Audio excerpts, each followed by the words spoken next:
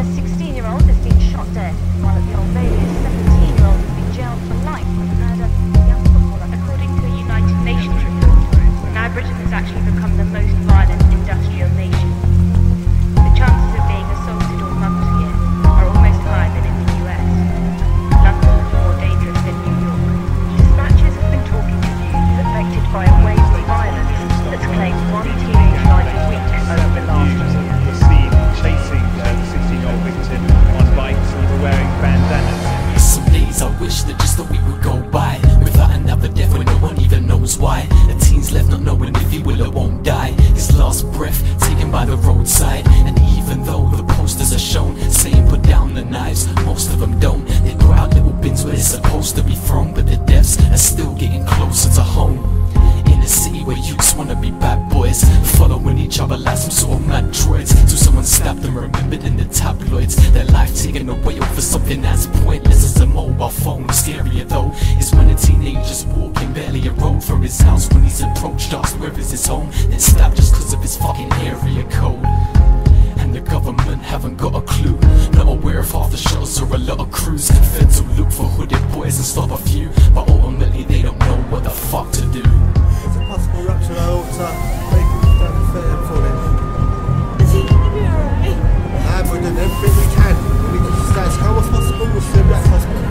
It's very sad. Another young man has lost his life.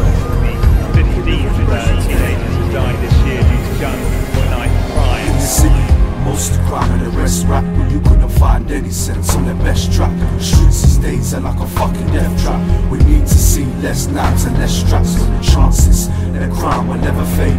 With each death just becomes more and more vague. I've even found myself now at one stage for my own protection, carrying a blade, cause it seems that nothing else will guard me and stop myself becoming a victim, and it can't be the cops. One too many knives have scarred me to drop my defenses. Nowadays it's hardly a shock. Every week it's breaking news. Why is it that crime is taking use? Especially ones who are just making moves. No matter what we do, it keeps breaking through. Our country's downfall we desperately see. If you resist, you'll get killed by your enemies, cause they're roaming the streets searching for casualties. Now a team, death is someone's destiny. That's all now, man. If you'd like to sit back, we're going to get this out of the ambulance and stabilise the casualty.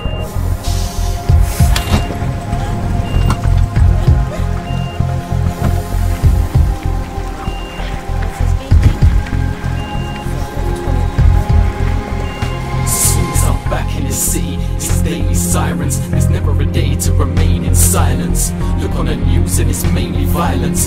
Blamed on parents who fail in guidance, but people just sit up in their blocks getting worse. Always thinking of crime and all the glocks getting burst. So they themselves become what they first watch. Sitting nursery kids, bad examples could reconstruct in reverse to what you used to do. See where you were just caught submersed in the crime around you. Today's kids watching impersonate, but take their hate to the next notch till it swerves out of control for good. Now it's got to the verge where this city is seeming to get colder every week. We shouldn't have to look over our shoulder every street, just as a mum shouldn't need someone to hold her as she weeps, while her son's lifeless body's getting colder every beat. Cause some prick went out with a kitchen knife, got retaliated by a victim which enticed him to stab him through his chest, leave him twitching lifeless, dead for the doctors could even stitch him twice. And as an outsider you may not see the gravity till it's someone you love and becomes reality. When you see how this shit needs to change radically, cause they died over a fucked up mentality.